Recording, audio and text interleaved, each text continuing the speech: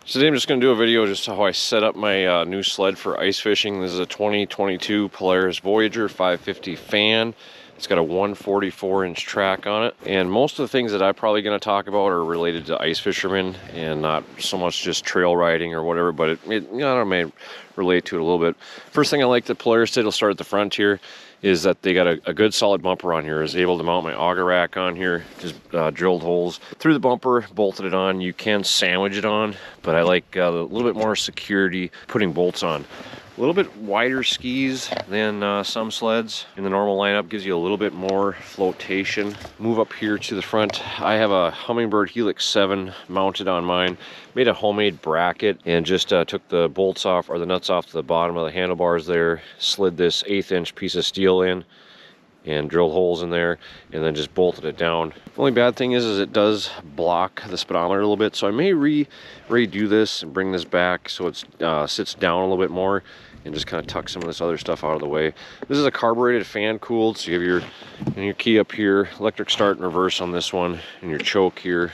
And of course you have your hand warmers and your thumb warmers and your headlight switch and reverse. Couple things while we're here that just noticing that at night, there's a very, very small light on here to tell you if you have it on. I mean, it's fairly easy to know if it's on or not, but just when you're riding, if it's, whatever, it would be nice if these were illuminated a little bit better.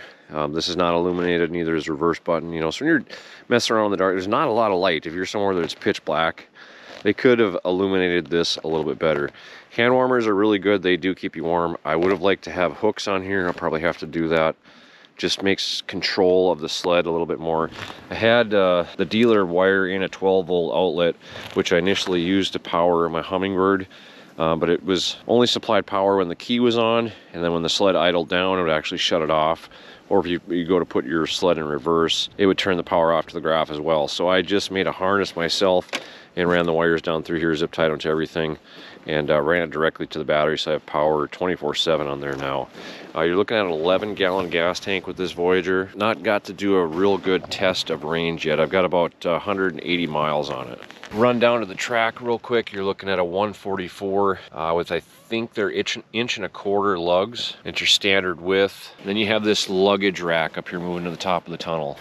Now the luggage rack, I really like it, except for, if you can really see here, the back of the seat is bolted to there. So they make it so you can slide this rack back, but if you do slide it back, you have no seat support. So you have to either buy a seat support or make one or whatever. I think that was really dumb. I would have liked to have my rack back a little bit farther. Since I've been ice fishing, this has probably been my favorite setup here. I just bought this aluminum toolbox, and I can store my flasher. I mean, I can store basically everything in here. I keep a toolbox with some tools, my registration, fishing license, all that stuff. It is lockable, but not really too worried about that.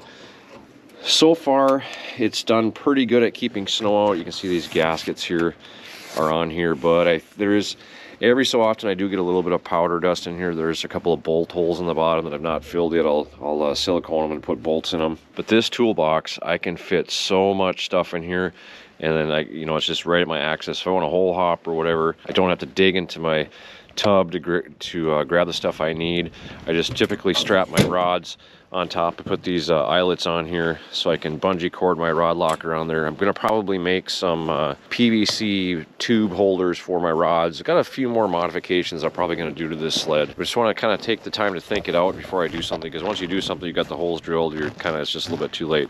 So when you got your fan cooled carburetor sled, just like the liquid cooled too, you do have the pull start. So a lot of guys like the 4-stroke sleds for ice fishing. They are nice. They're a little bit more economical, more powerful. They are heavier, and then if your battery takes a dump on you out on the ice and it's 20 below, you're not going to be able to pull start it because they don't have that pull start option. One more slam on Polaris is this is the extra tall wide windshield.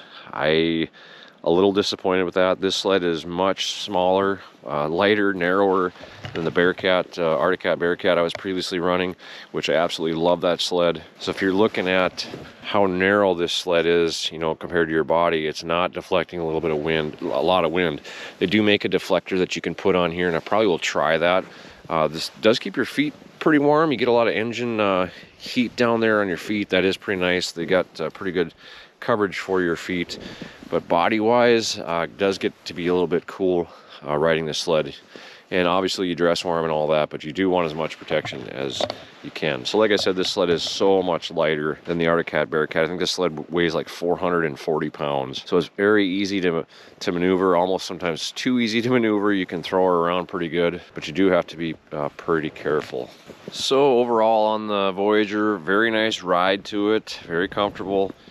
Good shocks to it. Wish there was a little bit of a way to put some overload springs on it. I went to the dealer, one of the dealers the other day that I lived next to, and I was asking about overload springs, and it didn't look like there was any option to put overload springs on the sled, which definitely would be nice, being that when I load that box up, I get a little bit of weight. Pulling, this is a 550 fan. Top of my head, I don't know the horsepower, but pulling my fish house, which is an Otter Resort, which is the largest one they make, and with propane tanks, heaters, and all that stuff in there, it does pull pretty good. I've not pulled it in extreme deep snow yet. Hopefully won't have to, but the way it's looking, I probably will have to. But I mean, just as of right now, just what I've used it, plenty of power, doesn't bog down. And the reason I went with fan cooled is early and late ice. If you don't have a lot of snow, you don't have to worry about overheating on your engine. You can put some scratchers on and keep your track and Hyfax lubed up pretty good. So in a nutshell, that's how I set up my 2022 Polaris Voyageur. You know, just kind of, you know, watching guys and taking ideas, and that's just kind of how it all works out. But this is just how I set mine up. Maybe this video will give you some ideas on how to set yours up.